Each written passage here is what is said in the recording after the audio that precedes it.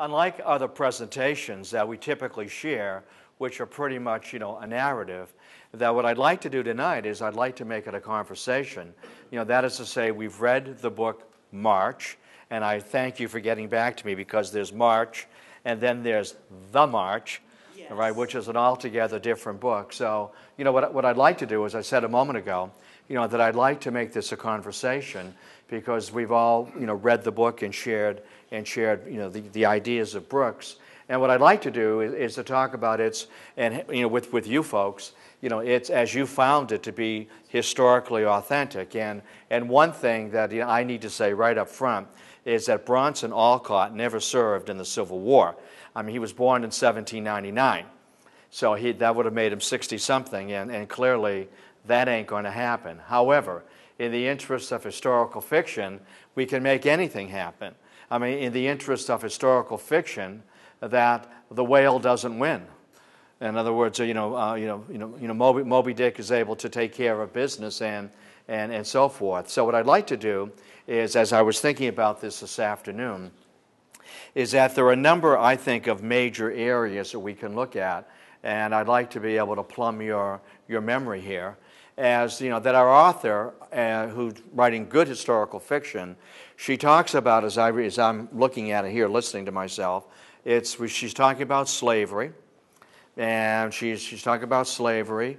She's talking about battlefield conditions, wartime conditions. She's talking about how men respond to war. She's talking about also that as a chaplain, that the whole notion of being injured on the battlefield care, hospital care, and I think also the role of the abolitionists and the role of the transcendentalists in Concord, in Boston, in Cambridge, not too far from here, and let me open up here with the fact that, depending on whom one spoke to, that some of I almost want to say most of the transcendentalists in the Concord area supported John Brown's raid.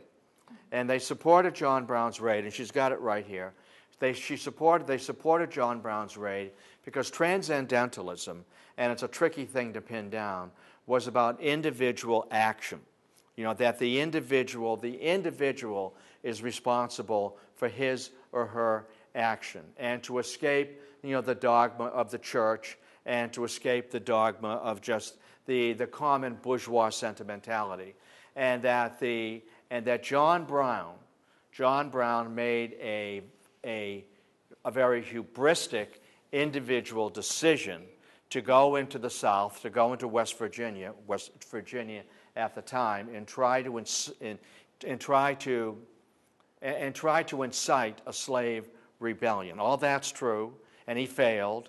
But in the North, he was hailed as, wasn't he? Certainly among many transcendentalists, he was hailed as a martyr who has dignified the gallows as greatly as Jesus has dignified the cross. That's a stretch, but that's what they said. I mean, that's Emerson, and that's Thoreau, and that's others. What my question here, as we go through the Brooks, as we look at the opening of the book, what tended to be the response of the white South to John Brown's raid? How did they respond to it? And this is where I want you to help me out here, that you've read the book. And how did they respond to John Brown's raid? The white South. The raid is in October of 1859. She's dating her early stuff, 1861, and the war is on. But how did the white South respond to John Brown's raid? If we're looking at the first couple of chapters in the book, what was the response here? Anybody? I mean, they were terrified by it on the one hand, and on the other hand, people in the South thought Brown got exactly what he deserved by being hung. And what was terrifying about John Brown's raid? Well, I think there had been the previous Spencer, the old man Spencer. Go ahead. Right, but I mean, everyone, I think, in the South, at least the slave owners, knew what had happened in Haiti. Excellent point. They were fearful that there would be a total upheaval of Southern culture if in fact the slaves were able to successfully throw off slavery. And to throw off slavery in what manner? How would that be done? Peaceably or violently? Yeah, violently. And you brought up a good point here that on the island of Santo Domingo, Haiti, Santo Domingo, that the Toussaint Louverture, with that bloody, bloody slave uprising in 1801, 1802, I've forgotten the date, I wasn't there. And dates aren't important anyway, just as long as we have a sense of chronology. That John Brown's raid, the threat of that happening in the white South was simply, it was beyond even consideration. You know, that John Brown, a white guy, raiding Harper's Ferry with a number of black men as well to arm the slaves and for the slaves to go from plantation to plantation murdering white slaveholders was the absolute number one fear among white Southerners, whether they held slaves or they did not. A slave uprising, that a bloodbath, their worst nightmare, come to pass. And in saying that, remember that only about a quarter of white Southerners owned slaves. It did not matter. They owned white skins, and they knew that they would be the target for those who were other John Browns who would come afterwards. And we get that in the opening of the book, don't we? That you Yankees are trying to incite a slave insurrection. Now that's not true. Now that is not true. Some white abolitionists would approve of a violent end to slavery. And certainly Lincoln did not. It didn't matter what the truth was. What matters is perception, isn't it? And the perception was that every Northerner was a John Brown waiting to act violently against the white South. And she does not get into this, but let me frame it, that the election of 1860 is all about that. That if Abraham Lincoln is elected, and by the way, if you've seen the film Lincoln, it stands up very well, as long as you can sit for 2.5 hours. You know, but in terms of the narrative, in terms of the storyline, with a few misses, if you will, the storyline stands up well. So that Abraham Lincoln, if he's elected, what that will really mean is that we can expect here in the White South, a whole series of John Browns, one after another. And even though Abraham Lincoln said, I'm not a John Brown, I disapprove of that raid, that it was a grave error, it didn't matter. What mattered is perception. So we have this early talk about John Brown and what might happen if Abraham Lincoln is elected. Brooks does not go into that. I mean, she jumps us right into the Ball Bluffs, the attack there, which was a Union defeat, a bloodbath. How does she talk about slavery? How was slavery presented? Again, remembering, as I've just said, most white Southerners did not own slaves. How does she present slavery to us? How does she view it? How does she share it with us in her novel? We have Grace, don't we? And I think the choice of the name Grace is so obvious. You know, Grace is, for me anyway, Grace is the way she handles herself and her speech. She's a bit unbelievable. Most black Southerners, certainly did not have the gift of the language of Grace. She's so cool, forgive the phrase, she's so full of grace and understanding, and it just does not ring with the record, but it's historical fiction and prudence. So how does she present slavery as an institution, as the peculiar institution? How does she talk about it in terms of its violence? What does she share with us? About the violence of slavery. Anybody? I mean, it's human property. Slavery has to be based on violence. And in other words, to control slaves, to control 4 million black folk, there has to be punishment. Remember, they're talking about punishment? And it isn't for the sake of punishment. It's for the sake of order. And that when punishment is meted out, is it done privately or publicly? Publicly. It has to be done publicly. Do not allow them to turn their heads. and it has to be administered publicly, and it has to be administered without anger and shouting and mayhem and losing control, because that diminishes the white man. That diminishes your ability to control black folk, because the institution of slavery is to civilize you. I mean, we get that in the early part of the book, don't we? You know, that we have taken you from Africa, and that the peculiar institution will help to civilize you and remove your barbarity. You know, that the plantation was a great civilizing force, teaching religion, teaching behaviors, teaching about salvation, and that teaching about obedience, and teaching from the Bible, those passages of the Bible that support slavery, particularly, you know, Jesus talking about slaves be obedient to your masters, that this is an institution that is going to protect you. You are childlike. You are infantile. And over time, we will help to bring you up to speed to white religion, white behavior, white dress, white language, and so forth. You get that, don't you? And the notion that it is based on violence, and it has to be publicly administered. And for the white slaveholder, or the overseer, or the person who administers the punishment must not lose control. That diminishes you as a white man to lose control when you are administering punishment. Yes, sir. I was going to say, it was interesting, my reaction to the stories about the various slaves that you encounter in the book, is that, I don't know a nice way to say it. But say it. It makes me realize how ugly that whole situation was. I sense that just going through movies and other books over a period of 20 years, one can fall into this view that, yeah, it was a situation, but generally the whites were benevolent, and everybody got along. It was kind of okay. It wasn't great, but it was okay. This brings it down to really being. Right. And for those who are supporting it, it talked about the plantation as being, for black men and women and children, cradle to grave security. And it was based on violence, it's based on terror, and it's based on the certainty of punishment, and the certainty that you are of the lower class, you know, socially and biologically and so forth. You are unable to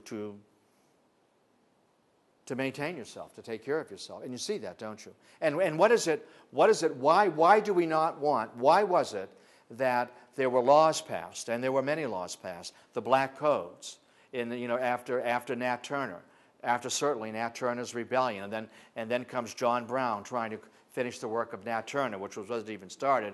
Why did so many slaves want to learn to read or to write, or certainly to read? And why can we not allow that to happen? And Brooks makes this clear. Why do we need to pass black codes that do not allow black men and women, or children, prudence, to learn how to read and learn how to write? What might that do? If you just had to speculate, what might that be? How might that undermine slavery? Please. Well, the more educated they become, and the more they have access to books and materials, they'll become more of an equal with the white person. And go ahead. I'm sorry. And then there's no longer a need for them to be subordinate, because the white man has done what he said he was going to do, which was help them along and change them from being these wild beasts in Africa to, civilized humans. And so they've achieved that, and now the white man doesn't have any need to control.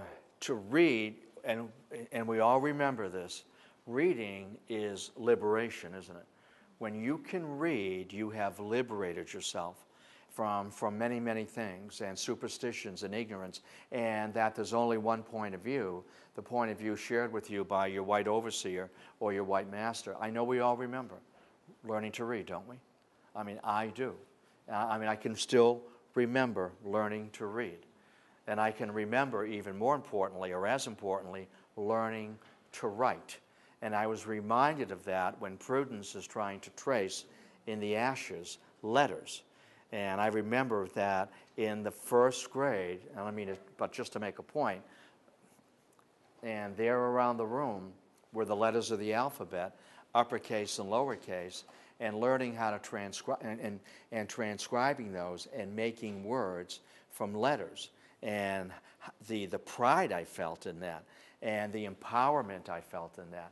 You read, and we can't have these black folks reading the Declaration of Independence. They might think it's meant for them.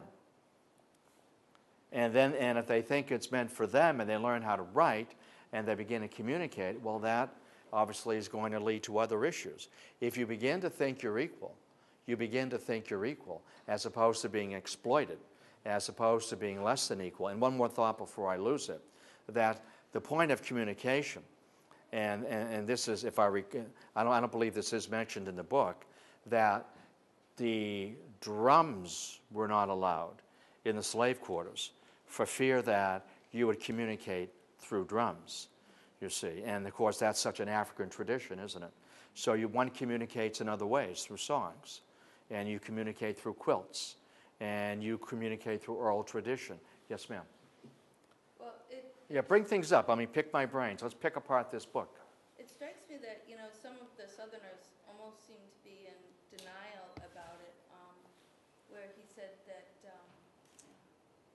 the Grace's master, I can't think of his name right now. Clement. Yes, said that they couldn't teach them to read because they would grow too fast. We're trying to help them grow as a race to become more like us, but we can't let them read because then what happened was it Nat Turner? What did he mean by talking about growing too fast, growing too quickly? That they would they were like so childlike, and if they could read and be exposed to all of this knowledge at once, they wouldn't know what to do with it, and they would turn savage almost, I think is kind of what I heard him say. And then so he thought he was being benevolent, or at least he convinced himself of that. Well, that's what he's convincing himself. Yeah, and then they, not long after, they go into the scene where Bronson is in the church listening to a service with the Sure. trade going on outside, and nobody's batting an eye at the irony. And what about that church service? What about it? That it was just that everybody's hearing the slave trade outside, and they don't really understand just the irony of here they are hearing, the word of Christ, of God, and how they should treat, Everybody equally, treat everybody and in a love their benevolent and neighbor caring all way. that, and yet the slave trade's going on out there, so it's almost like they're just in denial, like totally And unaware of how they feel. you don't see what you don't want to see. That somehow there's no way that we can square this. And yet the slave trade or slave at the auction block was so real, wasn't it? And whether you were and of course, as she tells us, a very white-looking slave is the most troublesome, because that color line is very easily crossed, isn't it? And selling slaves was so common. And in selling slaves, remember, if you've read Frederick Douglass, and Douglass wrote several books, but that Douglass remembers in his narrative, and that's a wonderful read as a companion to this book, that he remembers being brought out on the front lawn, not the front lawn, yeah, on the grounds of the plantation in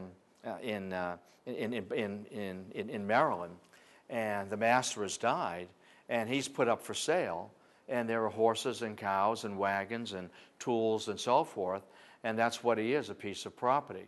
And of course, you have to deny the humanity of anyone if you're going to sell them as human property, and see them as less than equal, and certainly unable to be able to survive on their own. You had a thought? No.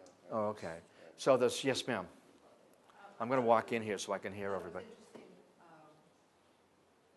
When March was down in the cotton plantation fields, and the slaves were so exhausted and underfed, and he argues with the man who's running the plantation about, don't you think you should feed these people so that they can work?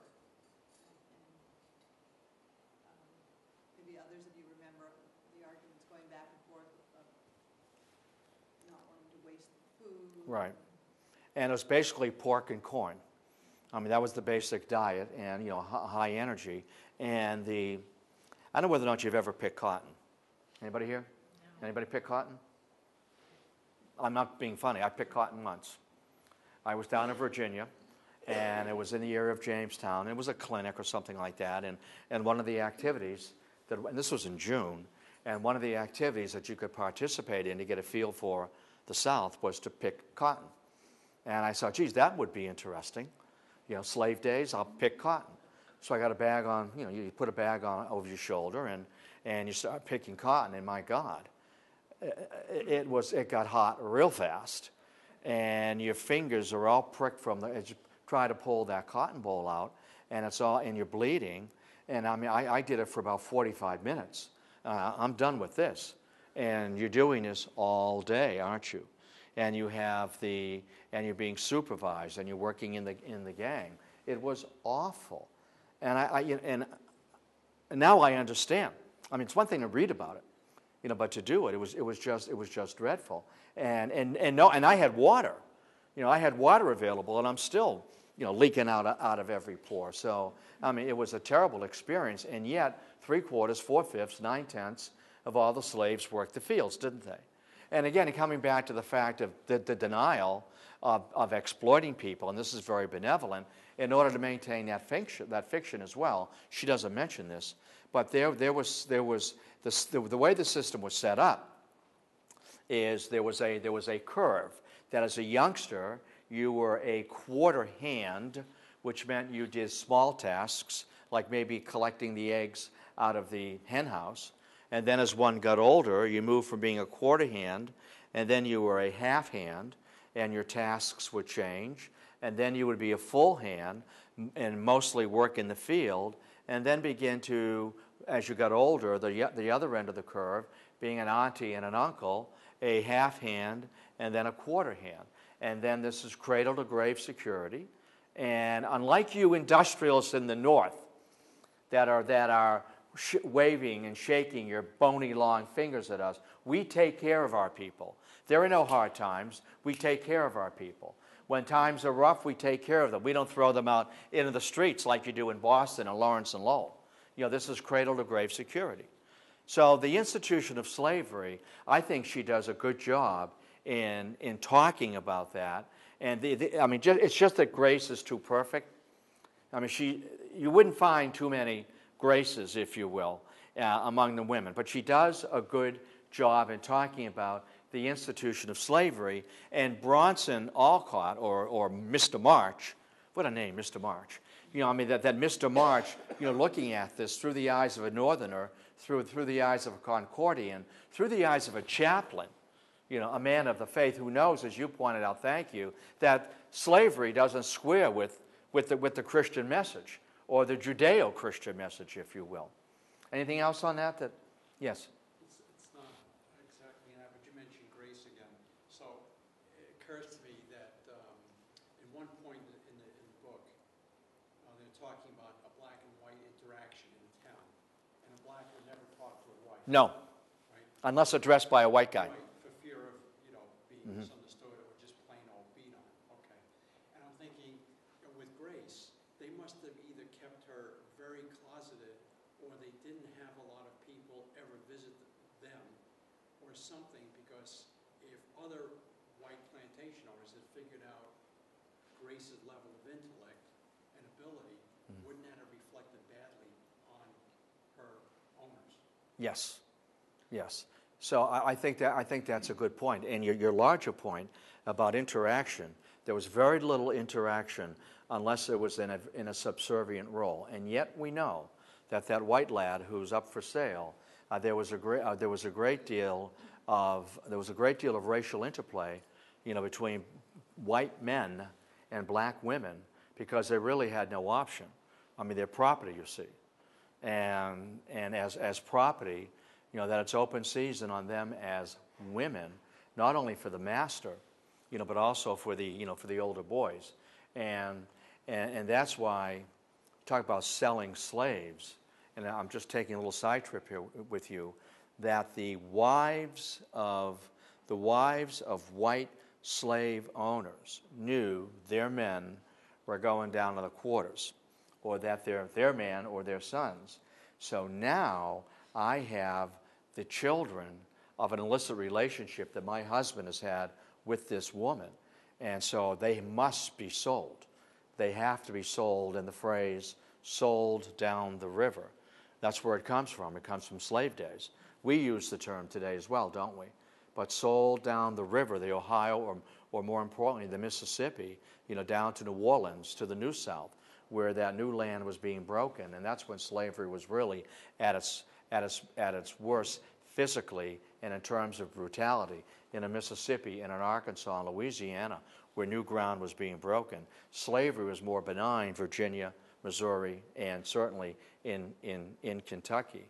But that contact and to see the intellect, I mean, and yet we also know that slaves were taught to read by masters, because you need to read a blueprint, you need to read directions, you need to. You're doing physical work on the plantation. You're doing work that requires you to be able to read. So, even though it was against the law, it happened. And speaking of learning to read and empowerment, that's why all that abolitionist literature was not allowed below the Mason-Dixon lines. The mail trains were stopped, the mail bags opened, abolitionist literature extracted and burned. We can't have that. And so she gets it right on that score. And Grace is too perfect to be real. But she's there to set up as a foil to establish what you've said. You do not make eye contact. Yes, sir, yes, ma'am. And a black man would never look at a white woman. I mean, that would invite a very quick beating. I understand that was an era of ferment and reform. Mm-hmm. I found Mr. March exasperating. In what sense? Well, I can understand he was an idealistic vegan. I can forgive him for that. And he was idealistic. In fact, the real Bronson Alcott was I don't want to say a loser, but he never worked for a living. And he never took care of the family. But he reduced his family to abject poverty Yes. because of his bad investments. Yes. In John Brown's... and in Fruitland. And he knew about John Brown's background. Yeah. He knew that that the man had a sordid reputation. He was a murderer, Yes. among other things. He undermined Jesse's plot to free the enslaved people, the freedmen, because of his impatience. John Brown. Not John Brown, no. When in the story, the freedmen had been seized by the guerrillas, and Jesse Right. had a plan to free them, and he said to March, "Be patient." He said, "There's alcohol here. I'm taking them up one by one. Be patient." Well, he couldn't stand prosperity, and because of his impatience, the freedmen were manacled and carted away. And then he was lost in his own misery, and he wanted to abandon his family. And this is not the prototype. Yeah. Bronson Alcott. Hero. Bronson Alcott. No, he's not. He's not. But Bronson Alcott, as a man, abandoned his family. In other words, he didn't provide for them economically. He made bad investments. He marched I'm going to say this deliberately. He marched to a different drummer. Thank you. I mean, and he truly did. And we know that after the Civil War, it was the book Little Women, that provided the financial underpinning for the Alcott family. Now she wrote other books, but it was Little Women, that went through one edition after another. And The soldiers wanted to strangle him. I'm sorry. He was an ordained minister, but the Union soldiers didn't derive comfort from him. They wanted to strangle him. They wanted him out of the picture. Absolutely, because you're not helpful. You're not connecting up with us. We're not connecting up with you. And you're right. I mean, he's a dissatisfying figure here. And just one more point about Little Women, that when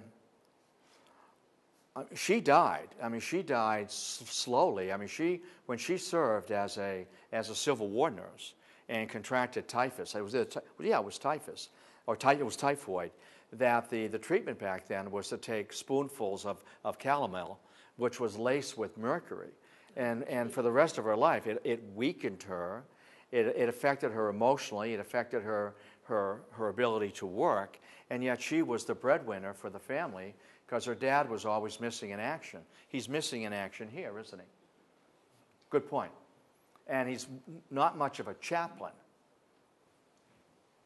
Do you know why, I mean, in the documentary that we were watching. What were you watching here? That's called The Woman Behind Little Women. Okay. And it's very well researched, and actually Geraldine Brooks is one of the commentators in there. But they talk about him leaving the family, and nobody seems to know why. Has there been anything written that you know of? I don't know much about him.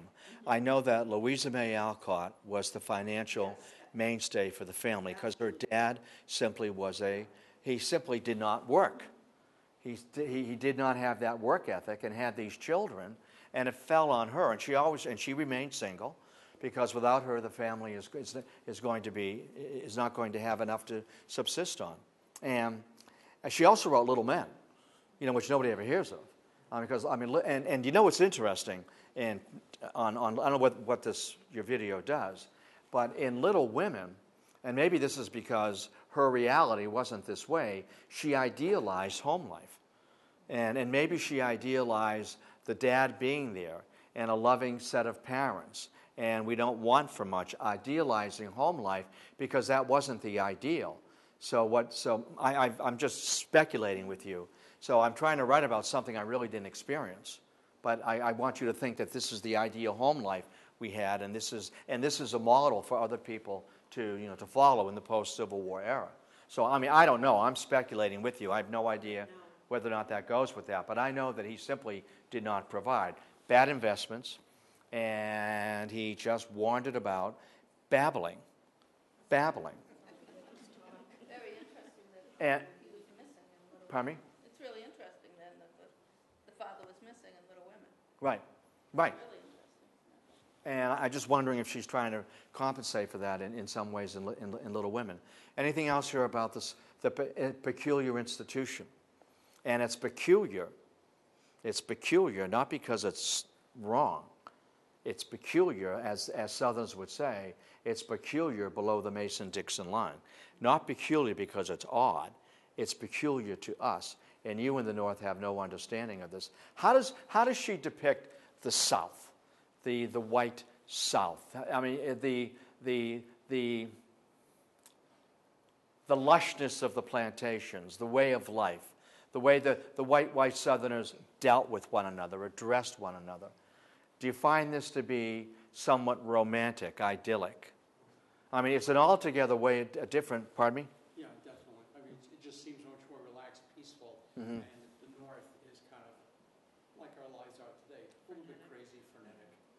Yeah, frantic, frenetic, money-making, materialistic, and that's how white Southerners viewed the North. That you're all about making money, and we here are a rich tradition of thought, and we represent a whole different way of living, and our white women, are on a pedestal, and everyone knows their place, and this is a very rich and warm and loving place to live in, and we know that lurking below that myth, it was violence, wasn't it? And violence against slaves, it was violence against women, it was violence in terms of ripping families apart, and to punish a father, or to punish children who were the results of a white liaison with a black woman down in the slave quarters, and of course I'm trying to think of the word for that. It wasn't manumission. It was there's a word for that. Anybody get the word? It wasn't manumission is freeing the slaves. Miscegenation. Miscegenation. I mean, that was completely unacceptable. It happened all the time. I mean, 10% of the black South was white. And particularly attractive black women who had a strong component of white blood wound up as fancy girls. And these were in the brothels down in New Orleans. And they were simply pimped out, as you will, forgive the phrase. But it's true, you have to talk about it. And as fancy girls, and advertised as such, and were fed well, and were dressed well, and bathed often. Fancy girls, and you could buy your fancy girl not online, but when you know, I talk about jumping technologies, that you could buy your fancy girl because her name would be there on the door of the brothel, and what made her particularly attractive, entertaining, and what made her a fancy girl. They commanded, speaking of money, what did that white lad go for, who really was black, all freckles? $250, right? Yeah. Just to get rid of him, $250. And that's an incorrect number. I mean, $250 is simply not the number. I mean, when the Civil War broke out, this is before the Civil War, that's way under price. I feel so awkward talking about pricing human property, but it did. You priced out, you bid it out, didn't you? So what about so it's very lush, it's very romanticized, isn't it? And that violence that we all know was there was lurking right below the surface. Southern soldiers, they were excellent fighters, but they were lousy soldiers because they did not take orders well. In other words, that's a distinction, isn't it? They were excellent fighters, but they were not good soldiers. They did not like that discipline. But boy, did they like to mix it up with Yankees. And you saw at that opening scene there, just shooting them down out of the river, out of the in that ravine, and just shooting down on those Yankees. I want to talk about the violence of the war with you as well. Yeah, just a comment about the White South and this myth that they had about themselves as being descendants of or having this sense of English chivalry. And Right. the role that the book Ivanhoe played. Strong role. In developing their sense of who they were as a people. Mm-hmm.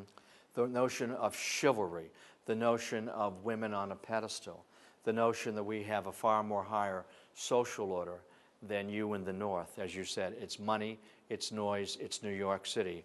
We want no part of that. Yes, sir. England had abolished slavery long before the Civil War. Yes. And the other thing is, what about in the religious community in the South? Surely there had to be some opposition to slavery in the South. There was very little. Good thought. Was there opposition among Southern preachers?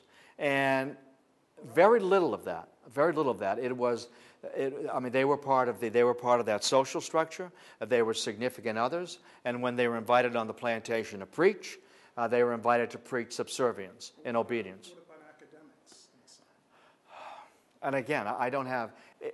just like slavery varied from plantation to plantation in terms of how well they were treated or how they were brutalized, white academics saw blacks as being inferior, that this is the natural social order. How about this? If academics, that the Lord really had two creations. There was a white creation, which was first, I'm not making this up, and a black creation that was second, so that by definition, by religion, indicates a higher social order. And they talked about two separate creations. Now, we know that's nuts, but it's the 19th century. And there was something else I wanted to mention to you about academics. It'll come back to me. And in terms of how preachers and academics dealt with slavery. It'll come back to me. Was there another piece to that question? Well, just that obviously these people, if they're academic, that means they're acquainted with the Enlightenment. Yes. The thoughts, writers of European of the Enlightenment. Etc. Sure. So where were they? Were they just you take you take what you want from that, and that whole notion of two creations is so important. But you take what you want from that, and there are certain people that are born to work, and others who are to the manner born, and we are the noblemen. There's this notion of chivalry, this notion of Ivanhoe, this notion of decorum, this notion of we don't raise our voices, do we? All we need to do is speak, and all we need to do is glance at our black help. The film, The Help. The film, The Help. Just the title suggests that, doesn't it? And we're talking the 50s. The Help. Most blacks in the South, Grace and Prudence et al., did not have last names. There's no need for a last name, all because you're a piece of property. You're not going to get any mail. You don't need a last name. Just as a horse or a cow does not have a last name, as a piece of property, you don't have a last name. And we know here, running up against or encountering some interesting last names from antiquity, Cicero and Cato. And some of these owners saw themselves as being representative of classical Greek tradition. All the great civilizations of the ancient world were slave civilizations. The Egyptians, the Greeks, the Romans. And we're part of that tradition.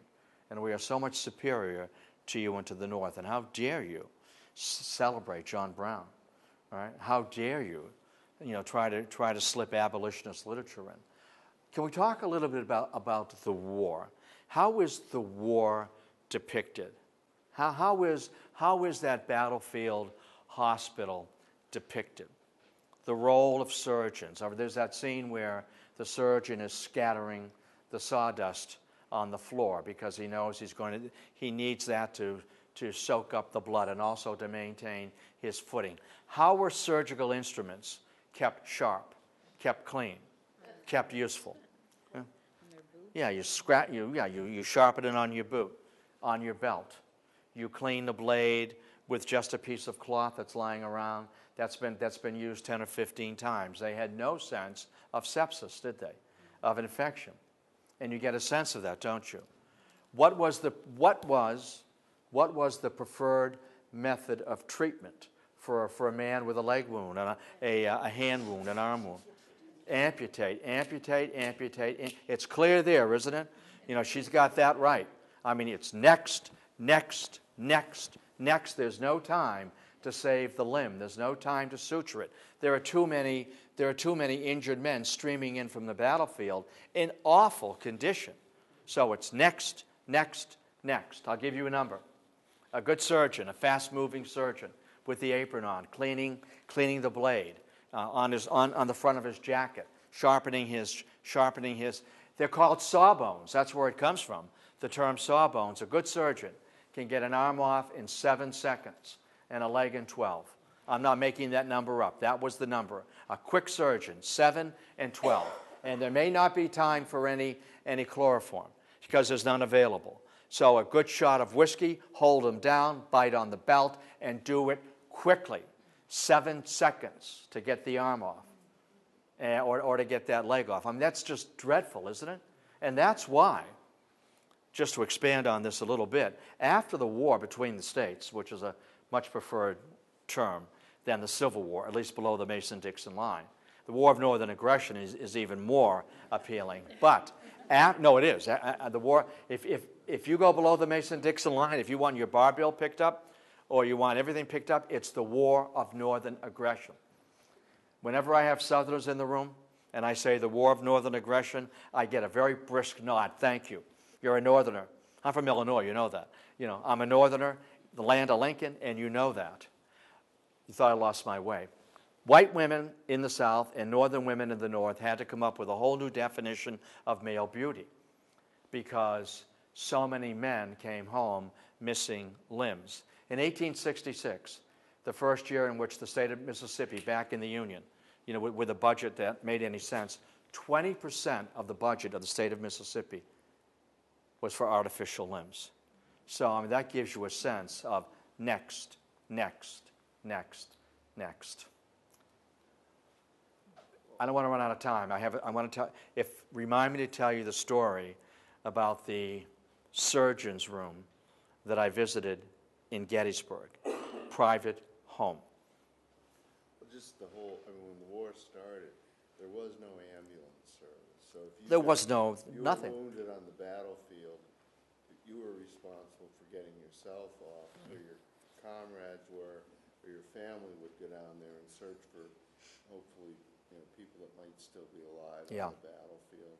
I mean, there was very little in terms of medical care that was available. So you had these volunteer nurses. I mean, Walt Whitman, his poem, The Wound Dresser. Sure. And he had to get out of the business. Right. And, I mean, Clara Barton was not a trained nurse, but, I mean, it's just amazing the absolute lack of care that was provided to soldiers on the battlefield. No one was prepared for that carnage. And even, the U.S. Sanitary Commission Commission, yeah. was really a volunteer agency. It really wasn't part of the government per se. But medical care, the quality of it began to, when wars come, I mean, all sorts of advances are made because the times demand it. Artificial limbs, I mentioned protheses a moment ago, were not created, but became a work of creativity to be able to provide men with artificial limbs. And if you read some of the stuff and the understanding sepsis and using horsehair for stitching to be able to stitch up a wound rather than just to be able to plaster it or keep it together with, I don't know, gum and baling wire. I mean, it was dreadful, absolutely dreadful. My story, I don't want to let it go. I'm at Gettysburg one time, and we've all been there, and the ghosts are there. And the ghosts are there in the early morning when the moisture is coming up off those headstones. They're there. They're in the air. And I was just drifting around, and one guy said, "You want to see something?" And so I have a friend of mine who has a home over here. It's not on the tour. And I said, yeah. And he said, "I'll see if you saw him." Ding dong. And in we went. He said, "Go into the room on the left." And I went into the room on the left. No furniture, no carpeting, nothing. The floor looked as if it had been stained with wine. It was blood. That room had been used by Northern surgeons. And when the man bought the home, he never changed that. This is sacred ground.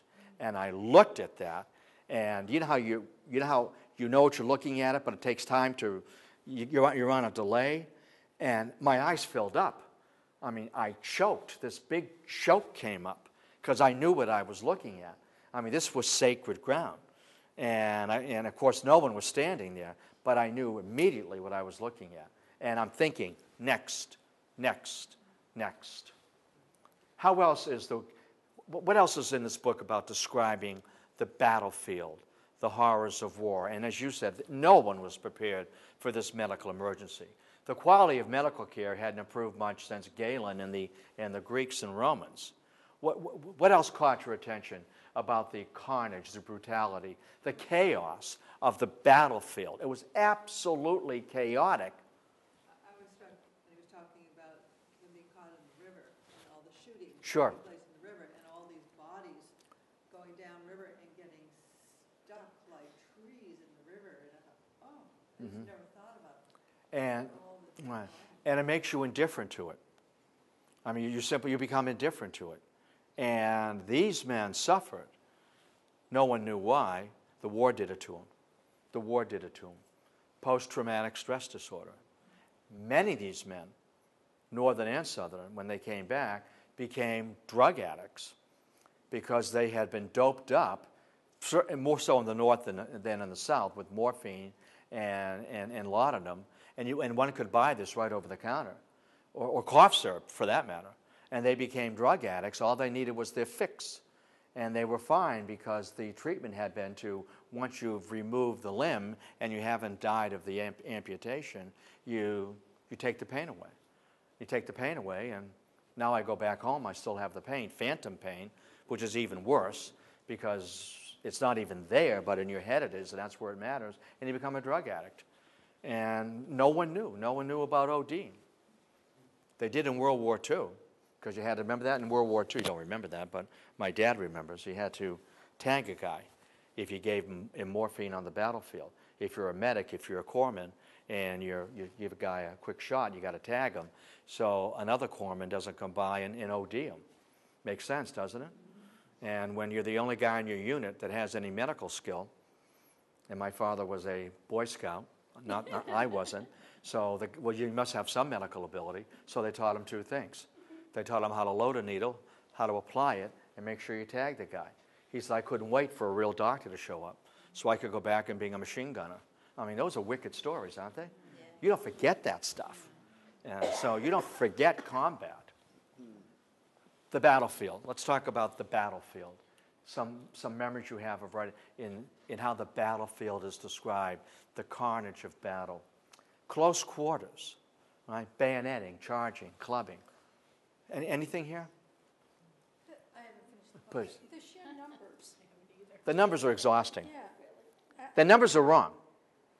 The numbers are wrong. You read the textbooks, the numbers are wrong. They talk about 630,000 dead. They're way off. It's more like 750, 800,000 dead. Not to mention those that are crippled emotionally. The numbers are way off because 25, 30% of the bodies were never recovered. They were simply buried in mass graves.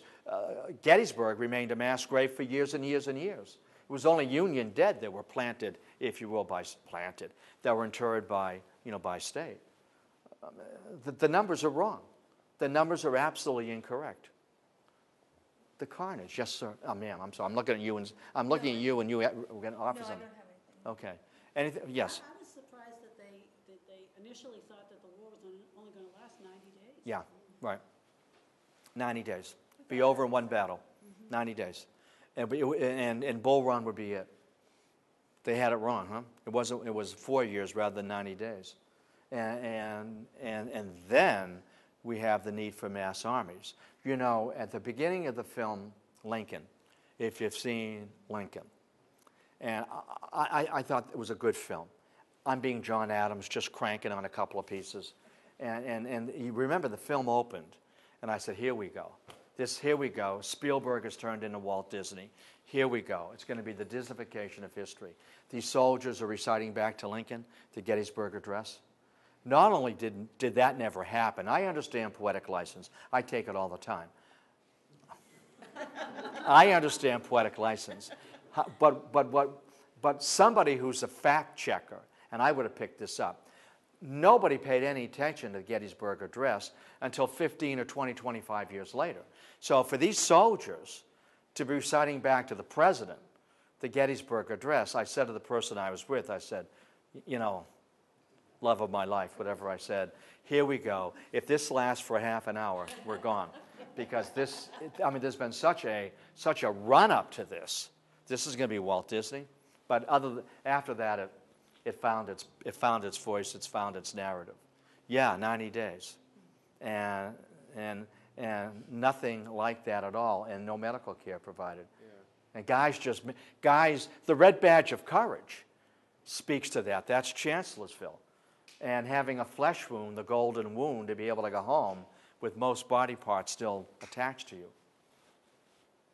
I was just going to say, I think there was shock that there was even a land battle. Yeah. That I think everyone thought that once people's senses, they got a hold of their senses, that it would be over with. Mm-hmm. I mean, even after the states in secession started, I mean, Lincoln's first inaugural address, he still thought there was a hope for reconciliation. Oh, absolutely. Between the North and the South. Mm-hmm.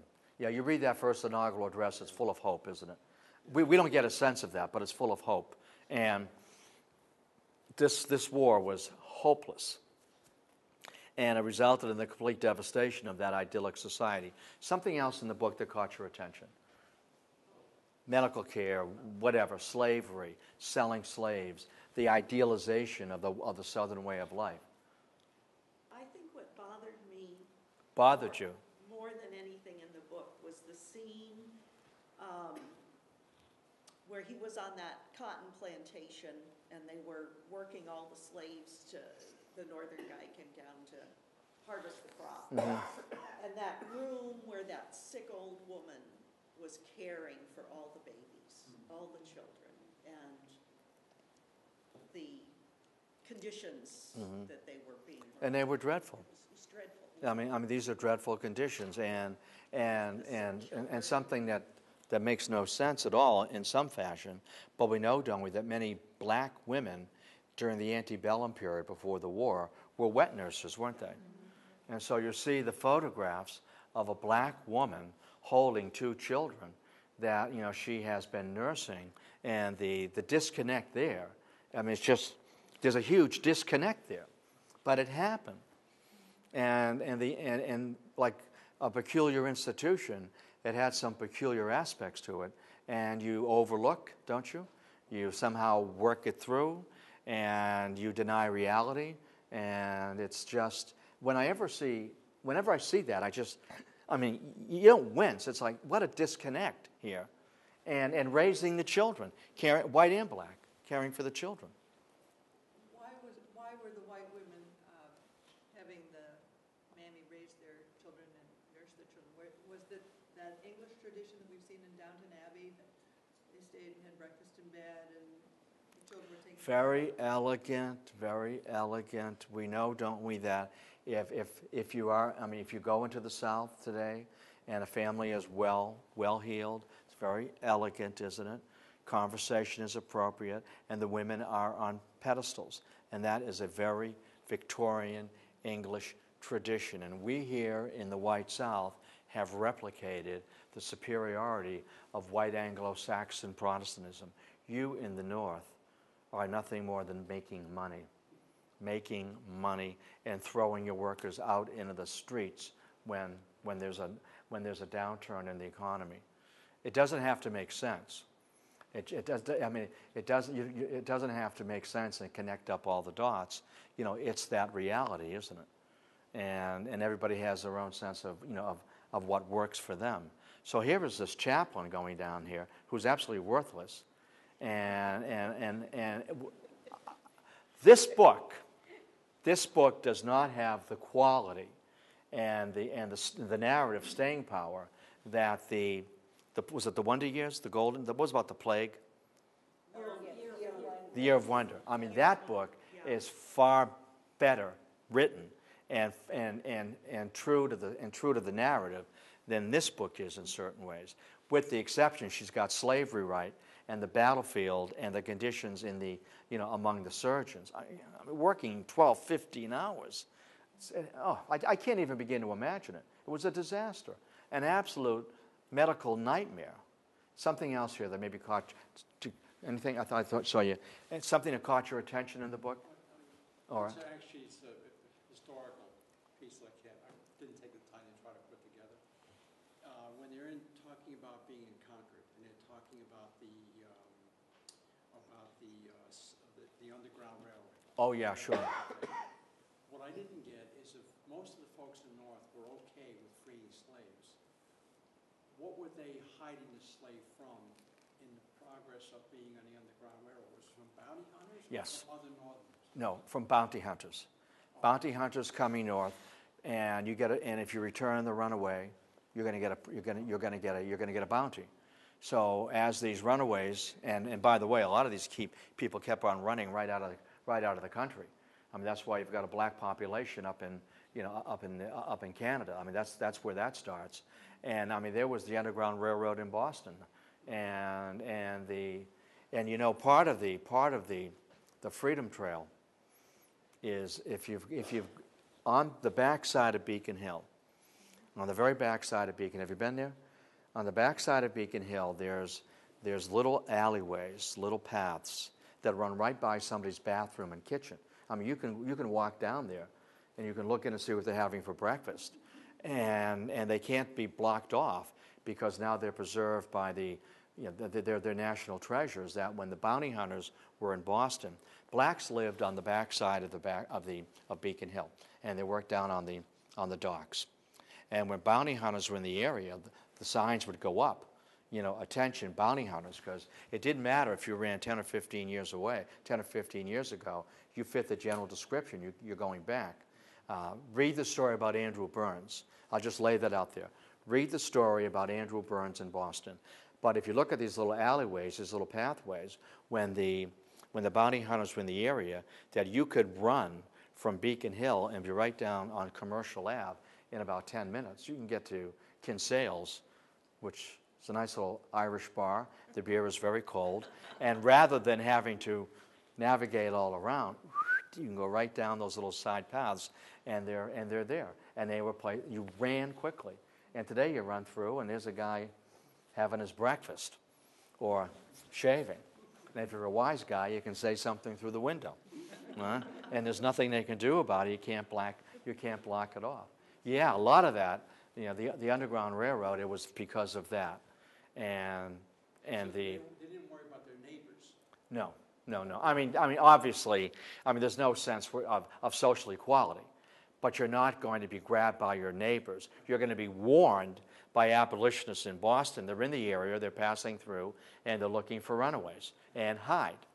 And if you're being chased, there's your exit. It was a federal fugitive slave law that Yes, right. discouraged people from participating in the Underground Railroad. Yeah, right.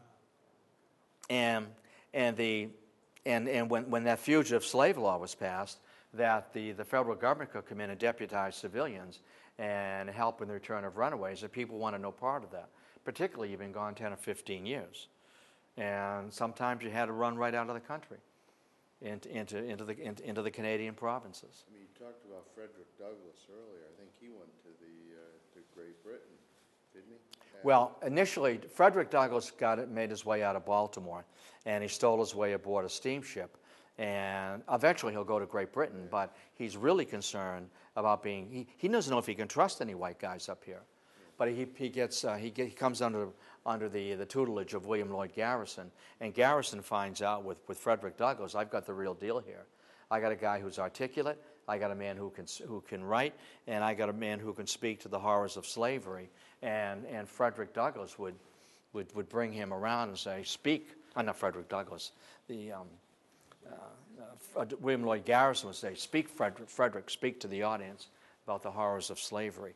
What Frederick Douglass discovered here in the North, in New Bedford, is how industrious Northerners were and how prosperous they were. And the quality, the physical plant of the North was in far better shape than the infrastructure of the South. That the Northerners weren't indolent, that they worked hard, and they helped each other. And they were imbued with a sense of success, material success, and that most of the South is just, laissez-faire and just, we're living on our memories, or we're living on slave labor. I think the thing with the women in the South too, they were, as you said, put up on a pedestal, but they were pretty useless. They were very fragile creatures, and that they were. At least they kept that claimed way. they were. Well, but they didn't do Right. anything. Certainly, a mistress on the plantation did nothing except to direct her slaves. Women who worked in the cabin, I mean, they worked, but again, not the way a white woman would work in the North. I mean, they had to work. If a family owned 3 or 4 slaves, the white man was in the field with them, working with them, just to supervise and get the work done. There's a little bit here about, the whole Reconstruction piece deserves a book about Reconstruction and that problem. If she wants to go back and readdress the post-war South, I think that's where she should do some fishing. But what's it called, the Year of Wonder? Yeah, that's an excellent read. Yeah. The plague years, 1666 or something? That's an excellent read. Something else that we can... When Mr. March is talking about his financial ruin, and he talks about investing in, I think it was John Brown's... adventure or misadventure, right. And it was like a Ponzi scheme. Yeah. Bronson Alcott just didn't have it. Just didn't get it. Who wants the last word? You've got the last word? Yeah, I've always wondered, less than 25% of the Southerners had slaves. That's right. But they had white skins. They had white skin, but 75%, 80% of the South was the common man who were not much higher than the black as far as tenement farmers go. They paid rent to the landlord. They did at times, sure. Off their property at all times. Yet they fought valiantly and to the death. They I could never understand why they didn't tell those guys to go shove it. I know. And they fought because they felt that they fought, had nothing to do, by the way, I know in later years they always talked about, it's states' rights. Well, if you read the Ordinance of Secession, they're talking about protecting a slave society and their way of life. And we are going to protect our way of life, and maybe someday we can own slaves as well. And we are going to muster in this short war and have the great adventure. And the South was plagued by desertions as great as those. Lee's army was as plagued by desertions as any Northern army. They fought for their way of life. They fought because they felt that the North was so foreign to them, a foreign country, and they hated Northerners. Damn Yankee was one word. Years ago, many years ago, when I knew everything, I was 21 or 22, and I'm driving in Tennessee, And I don't know what I did. I ran a stop sign or some damn thing, or I didn't come to a complete stop. I got Illinois plates on my car back then. And I got pulled over. That blue light blew up in my rearview mirror. I got pulled over, and the cop came to the passenger side. And his first words to me were not license and registration, please, because he looked at my plate. His first words were, Land of Lincoln, huh? Land of Lincoln. I knew I was getting written up. All right? I mean, Land of Lincoln. I knew where he was coming from. And what's a guy to do? I got written up. What state was that? Pardon me? What state were you? Tennessee. Land of Lincoln, huh? Lincoln, Tennessee left the Union. And I knew just what he meant. I'm going to get written up for this. There's no negotiation here. There's a statue of a Southern general in Savannah, big statue, and he's facing north. Yep. Because you never turn your back on your enemy. You know, thank you for mentioning that. I read a story once, and it's not true, that I thought it was at one time, that every statue in the North, whether it be a general or a soldier, always faced the South, to keep an eye on the South forever. So I read that, and I said, hey, this is really neat. This is a little piece of history I didn't know about. So I knew where there were a couple of Civil War statues, and I drove to one and two and a third one, and they're facing south. And then I found one facing west, so I knew that wasn't true. All right, but I thought this is a great piece of trivia. Anything else? I have a question. In March, Mr. March / Alcott, being an abolitionist, Yeah. didn't seem to be on the same wavelength with the soldiers. He No. wanted full equality for the freed slaves. Not going to happen. But what was the plan when the slaves were freed? What was their position going The to plan be? I mean, when the slaves, when the day of Jubilee came, and I'm not talking about the Emancipation Proclamation, because that didn't free a single slave, and that's another story for another day. But when the day of Jubilee came, I mean, these men and women were freed. They were penniless, landless, and friendless. And among white Southerners, it's because of you. It's because of you that my man is dead. It's because of you that my boys are dead. It's because of you that my land has been burned and the throats of my cattle and pigs slit by Yankee soldiers. So the initial buzz was that when freedom came, and this is Spike Lee, that the rumor was, we'll all get 40 acres and a mule. That's his name for his production company. Well, that never came about. I mean, if you look at the Lincoln film, men like Thaddeus Stevens wanted to take the land of plantation owners who were rebels and traitors and divide it up among those who had bled in it, worked in it, sweated in it, and were buried in it. It never happened. It never happened. Landless, penniless, and friendless. And then the lynching and the Klan came. And you keep your head down. And up in the North, you've got W.B. Du Bois talking about demanding the rights of Amendments 13, 14, and 15. Of course, he's a Northerner, the first Ph.D. out of Harvard. And, you know, a white mother and a black father, maybe I've got that incorrect in terms of the balance. Then you've got guys up from slavery like Booker T. Washington who remembered being the day of Jubilee, telling folks, keep your head down. Keep your head down, because we are the object of all this hatred that has just erupted, you know, after the war. Keep your head down. And as he said in 1895 in the Atlanta Compromise, and this is what whites wanted to hear, that we can be as equal as the fingers on a hand and still as separate, you see. So we can wait. And Du Bois is going to get you hanged, beaten, and the reality is on the ground here in Georgia that you have to learn vocational trades and make yourself useful to the white majority. And the phrase, cast down your bucket. You know, this is what you get, show your worth, and show your economic potential, and social equality will come. And you better not show up on voting day. There'll be trouble. And we know that story has been told 100,000 times, yes. Was there any or much migration to the north? No. Was there much migration to the north? That did not take place until, in real numbers, until World War I and the jobs, all right, the Great Black Migration. Folks stayed alone, cut off, as you mentioned, tenant farmers and sharecroppers. I mean, some came to Chicago and New York, but basically that great migration was World War I jobs and World War II, jobs as well. Is that because they didn't have the resources, intellectual or otherwise? Who, the blacks? Yeah. It didn't have the train fare. And furthermore, this is where you live. And they just. This is where you live. This is our new reality. They couldn't even envision probably leaving. Well, this is our new reality. And the days we're talking about comes after World War II rather, when black servicemen came back from Europe and talked about a double victory over racism. They had seen the results of unchecked racism with the camps in Germany and in Poland, actually. And now we need to do something about Jim Crow laws and de jure and de facto segregation, below the Mason-Dixon line. It's such a convoluted story, isn't it? It's so deep, it's so rich, and it is so textured, and it's so American, and it's still being told and retold.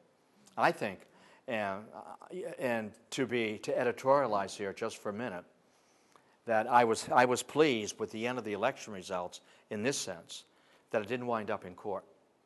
That it was a legitimate win in the Electoral College and didn't wind up in court, and all the chaos that would have caused. And that was my concern. We'd have another 2000, and now we'd have a real disputed election again. We don't need that. Anything else? Did people like DeBron, did he go down to the South and try to help his black brother? After the who? After the war. Who? Well, northern black intellectuals and After the Civil War, there were many women, who went down during Reconstruction as teachers. And there were white guys who went down to buy property on the cheap and to buy up land and buy up businesses, and they were called carpetbaggers. And we use the term today, right? You're not one of us, you're a carpetbagger. I know does Norfolk, do they have town meeting? If you haven't lived here 100 years, are you a carpetbagger? You ought not get up and speak. I mean, it happens, doesn't it? It happens in my town. You're a carpetbagger. You haven't been here since the colonial period. In fact, and it happens, doesn't it? It doesn't happen in other parts of the country, but it happens here.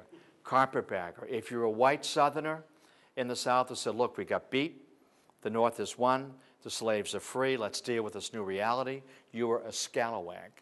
And a scalawag was a Southern term for a runty cow that simply did not give milk, that was undernourished, and you're not one of us. You're a scalawag, and you're not one of us if you're a carpetbagger, because you scalawags are accepting defeat, working with freedmen who have the right to vote with these new Reconstruction governments.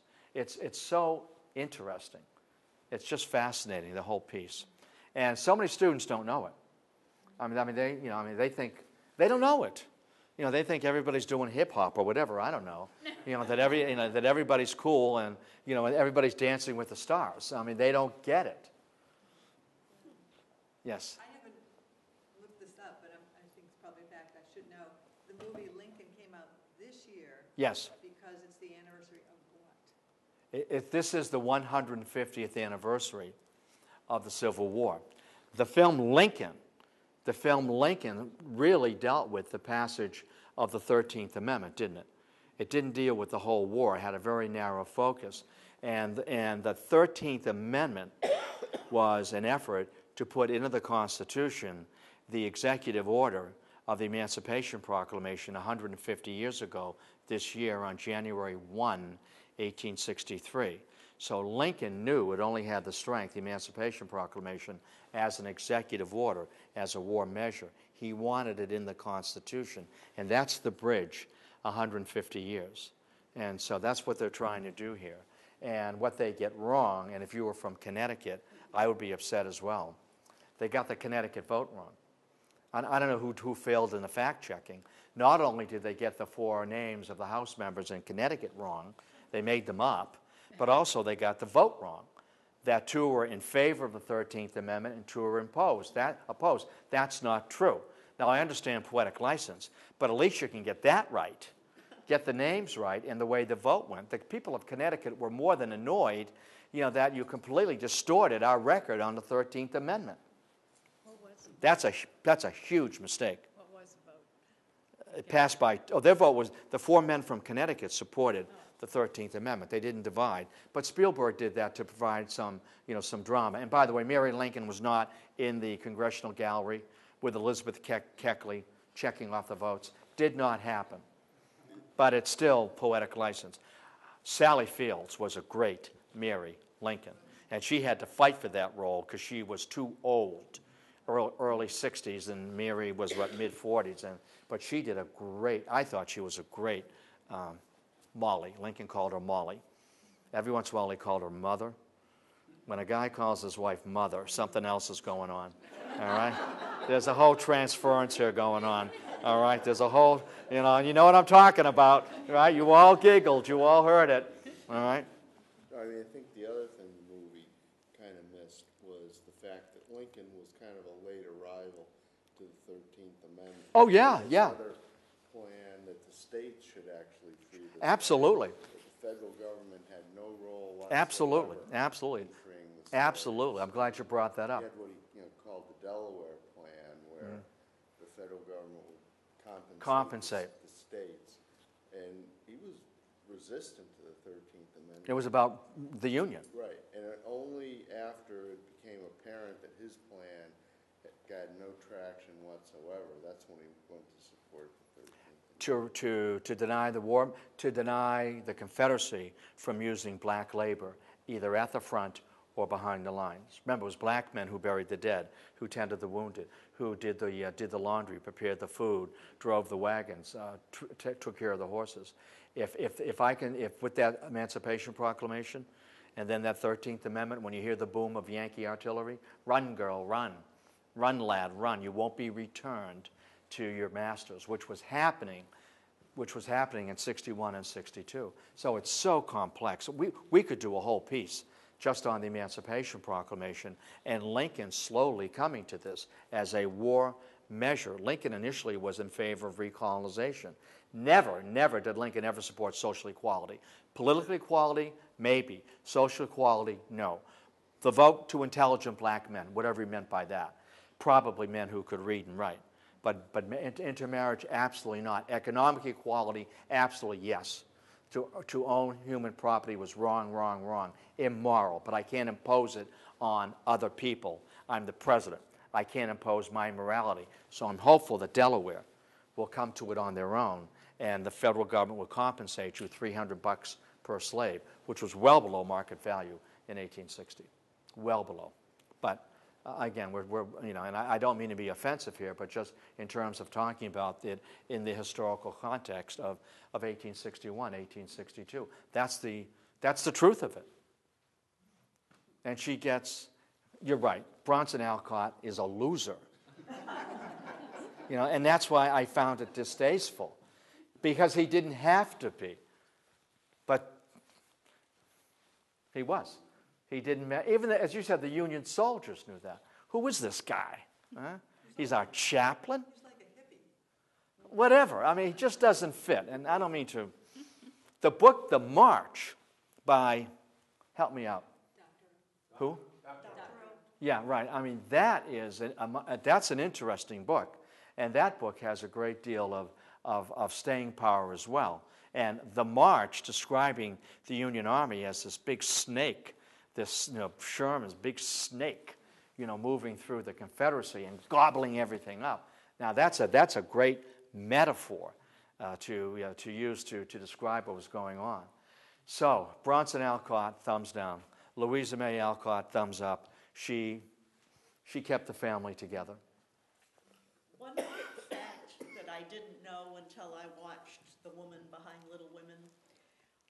Prior to Louisa May writing Little Women, she was writing stories that were being accepted by different magazines and was getting a little bit of a name. She wrote a book about a black man marrying a white woman. I didn't know that. And having a child. And that's cutting edge stuff. It was cutting edge, and the publisher rejected it. And I'm not surprised. Yeah. I'm not. It won't go. No, did not fly. No. I mean, she was ahead of her time. And that's the influence of her dad as an abolitionist. Yeah. I mean, that's where you see that. Have you ever visited Fruitlands? No, but we were just talking about it tonight. Yeah. I mean, it was a complete failure. The outside. It was a complete bust. And it's called Fruitlands because they wanted to eat fruit and only vegetables that bloomed above the ground. So carrots and beets are, which is fine with me. I don't like either one. Carrots or beets are on, which is off the, it's not on the plate. But what a disaster. And the guys didn't work at all. The women did all the work. I mean, the guys just wandered around mumbling mumbo-jumbo about transcendentalism and being one with the universe, and the universal, that everybody's the universal eyeball. And it was Bronson's wife, whose first name escapes me, who said, it's the women who are the beast of burden here. We do all the work. The guys wander around and talk poetry to each other. That's Bronson Alcott. Get a job, pal. Get a job. Get a real job. That's what I would say to him. Listen, buddy, you might think you're bright, but get a job. He went south to teach school? Is that what he did? Pardon me? So he left the north and went south to teach? He was a peddler for a while before he married, but he was in the South as a peddler. But he never served in the war. He was 61 years old. So she's just ripping him out of the home, and he's disappearing again. But in the book March, he's there teaching the slave children. Yeah, well, Is that true? he ain't there. No. Well, white folks tried to teach slaves how to read and write. Many times it was the plantation. If you read Frederick Douglass, his second or third owner, when he moves to the city in Baltimore, his mistress is teaching him to read and write. And when the new owner finds out that his wife is teaching Frederick Douglass how to read and write, he puts an absolute stop to it. Absolutely not. But Douglass has learned enough. I want to learn how to read and write. So when he's working down on the docks, he tricks the white boys and is showing him how to form letters and how to write words, and he self-educates himself. And it's the power of reading and writing is rather than believing in primitive myths, right? And you mentioned the Enlightenment, to be able to understand what's going on and to explain it and to write about it and talk about it. It's good stuff.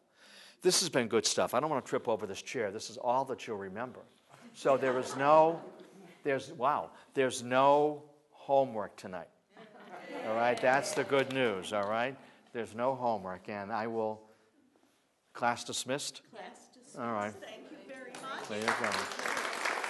Yeah. And I'll see you all soon, I hope, It's always entertaining. in another venue. Yeah, well.